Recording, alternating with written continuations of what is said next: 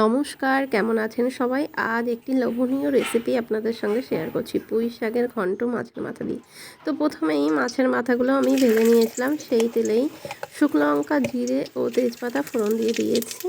এবার এর মধ্যে দিয়ে দেব আগে থেকে কেটে রেখেছি কাঁচা কুমড়ো ও আলু, কাঁচা লঙ্কা, তাই হালকা একটু ভেজে নিচ্ছি। এর মধ্যে সামান্য একটু হলুদ গুঁড়ো ও স্বাদ মতো নুন দিয়ে দিলাম। তারপর হালকা নাড়িয়ে চাড়িয়ে ভেজে নিয়েছি।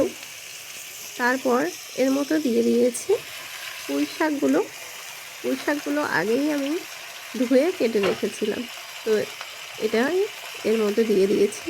এবার একটু নাড়িয়ে ছাড়িয়ে ঢেকে দিয়েছি।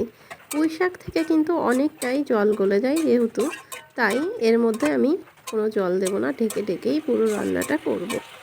আর এই রেসিপিটা যে এত সুন্দর হয়েছিল কি বলবো আপনাদের, আমি তো প্রথমবার ট্রাই করেছিলাম, কিন্তু আরও লোভ রয়ে গেছে, আবারও বানাবো সময় পেলে। তো এর মধ্যে ভেজে রাখা মাছের মাথাগুলো দিয়ে একটু ভেঙে নিয়েছি আর মিশিয়েও দিচ্ছি হালকা করে।